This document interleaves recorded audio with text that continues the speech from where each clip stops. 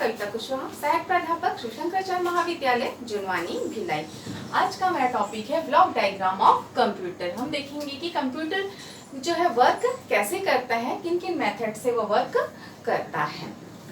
सबसे पहले हम देखते हैं यहाँ पे इनपुट यूनिट आपको दिख रहा होगा, फिर है सीपीयू जिसके अंतर्गत सीयू और एएलयू आते हैं, फिर देन मेमोरी से जुड़ा हुआ है और है आउटपुट यूनिट। एक एक करके सभी को हम देखते हैं।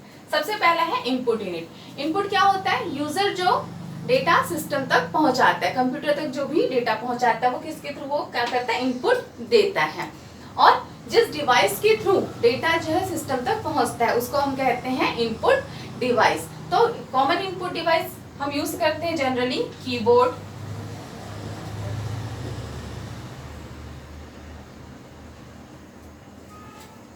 माउस,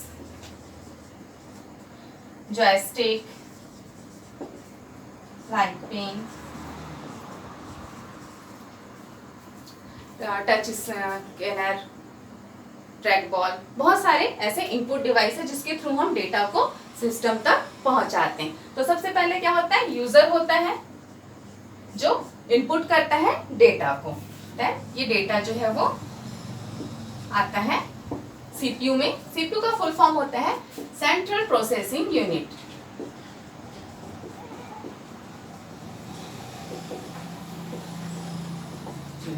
सीपीयू को हम ब्रेन ऑफ कंप्यूटर कहते हैं, कंप्यूटर का दिमाग कहते हैं। जैसे मनुष्य का दिमाग होता है और वो दिमाग क्या करता है?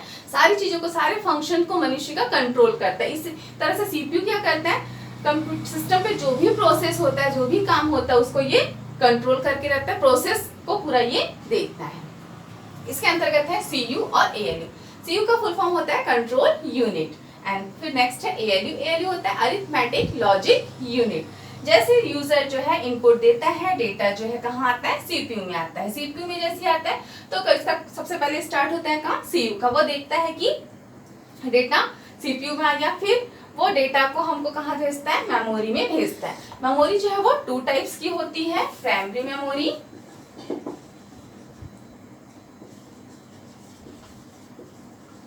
और सेकेंडरी मेमोरी।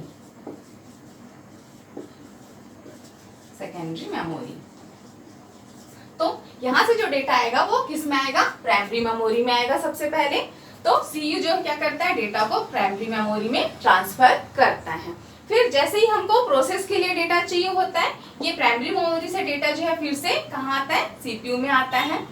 फिर सीयू उसको कहाँ भेजता है? एएलयू अरिथमेटिकल लॉजिक यूनिट के पास, जो अंक गणिती और तार्किक संबंधी सभी गणनाएं करता है। जो मेन प्रोसेस जो होता है कैलकुलेटिंग का वो कहाँ पे होता है? एएलयू में सारे प्रोसेस जो है वो होते हैं, गणना के कार्य किए जाते हैं। ये जोड़ना, घटाना, भाग, गुना, सारे काम जो है एडर, शिफ्टर, एक्यूमुलेटर, सारे काम कौन करता है? एएलयू के द्वारा किया जाता है। जब प्रोसेस हो जाता है एएलयू के द्वारा तो फिर कंट्रोल यूनिट फिर देखता है कि अब उस डेटा को फिर से कहाँ भेजना है। जब हम सेव करते हैं डेटा को तब वो कहाँ जाता है? सेकेंडरी मेमोरी में जाके स्टोर हो जाता है।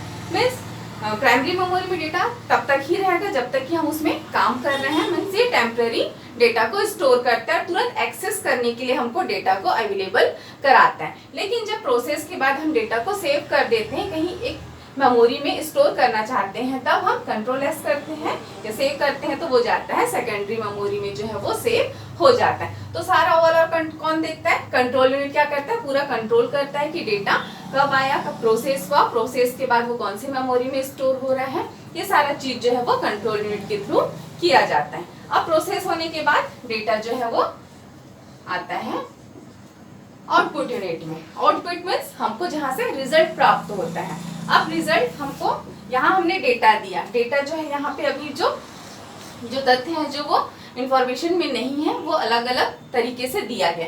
वो प्रोसेस होने के बाद क्या बन जाते हैं? इंफॉर्मेशन बन जाते हैं। मीन्स सारा प्रोसेस के बाद हमको जो रिजल्ट मिलता है, इंफॉर्मेशन मिलता है, वो जो है वो समझने योग्य होता है, जानने योग्य होता है। तो सारा प्रोसेस शुरू हुआ, इनपुट से प्रोसेस हुआ और लास्ट में आउटपुट के थ्रू हमको इंफॉर्मेशन मिल गया।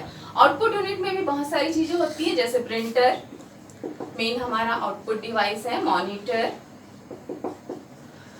प्रोजेक्टर, इसके अलावा हो गया स्पीकर हो गया, प्लॉटर हो गया, ये सारी चीज जो डिवाइस है वो आउटपुट डिवाइस कहलाती है।